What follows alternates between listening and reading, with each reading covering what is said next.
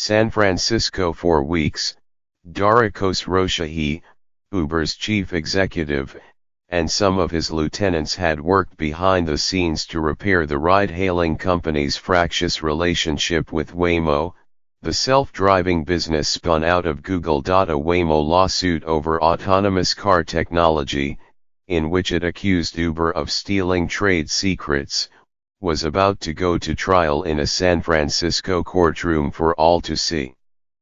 So Mr. Khosrowshahi, who was appointed Uber CEO late last year, leaned on his history with Google from his previous job as chief executive of the travel site Expedia.mr. Khosrowshahi worked to coax Google's founders, Larry Page and Sergey Brin, and to let them know that Uber had turned over a new leaf, according to two people briefed on the situation, who asked not to be identified because the details were confidential. Tony West, Uber's recently appointed general counsel and a former Department of Justice official, also jumped into the negotiations. These people said the actions helped lead to a compromise. On Friday, 4 days after the trial began and revealed some embarrassing testimony, Uber and Waymo announced they had settled the trade secrets dispute. Under the agreement, Waymo dropped the suit and will receive 0.34% of stock in Uber. Uber also said that it could have handled some past actions around driverless car tech differently. The settlement signified something else, too. Uber is Mr. Khosrowshahi's company now. Since stepping inside Uber's doors last fall, the 48-year-old has made it clear he wants to put the company's checkered past behind it as fast as possible. With the Waymo deal, he showed the many tactics that he plans to use to accomplish that: expressions of regret, accompanied by conciliation, compromise, and efficiency.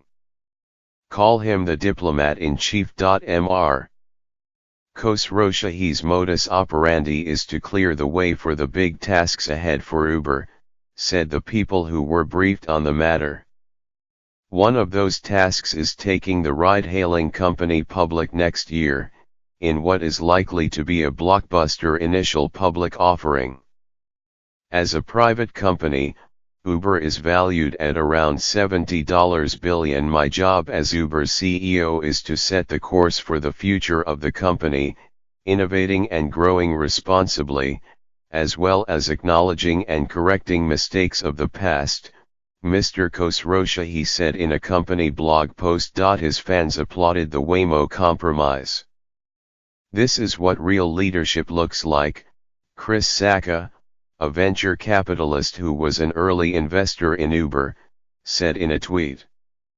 "Acknowledgement, apology, commitment, optimism. The deal with Waymo is the latest maneuver by Mr. Khosrowshahi to shed the baggage of Uber's past. For months, he has been on a mea culpa tour to mend fences with legislators around the world for how Uber often barreled into markets while flouting local laws. He has publicly apologized for an enormous hack that briefly compromised the information of 57 million drivers and riders. And he has introduced a new set of cultural values for Uber, replacing a list created by Travis Kalanick, the former chief executive who was pushed out last June. Internally at Uber, Mr. Khosrowshahi has also made changes, including bringing on a new slate of lieutenants. In December, the ride-hailing company said Barney Harford, a former chief executive of the travel site Orbitz, would become its chief operating officer. In October, Uber hired Mr. West, a former federal prosecutor, from PepsiCo. Mr. West has since been restructuring the company's legal department. Mr. Khosrowshahi's style is markedly different from that of Mr. Kalanick, who took a no-holds-barred approach to the business world. In court this week for the trade secrets trial, Mr. Kalanick testified that he had moved from seeing Google as a potential partner for Uber to an existential threat. Google's self-driving vehicle research, he said, could eventually have crushed Uber.mr. Kalanick also testified that he became friendly with Anthony Lewandowski, a former top self-driving researcher at Google. Mr. Lewandowski started a self-driving trucking startup, Otto, with the help of other Google engineers he took with him, while downloading proprietary information from the company. Mr. Kalanick bought Otto in 2016, an acquisition that led to Waymo's case against Uber.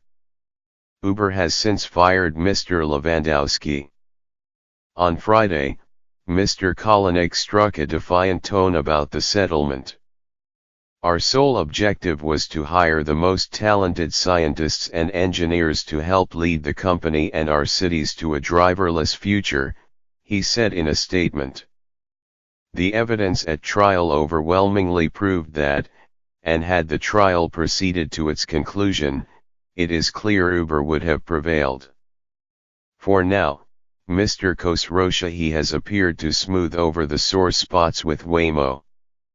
Waymo will still be able to pursue a separate legal proceeding against Mr. Lewandowski, which is unfolding as a closed-door arbitration. While I cannot erase the past, I can commit, on behalf of every Uber employee, that we will learn from it, and it will inform our actions going forward, Mr. Khosrowshahi said in his blog post.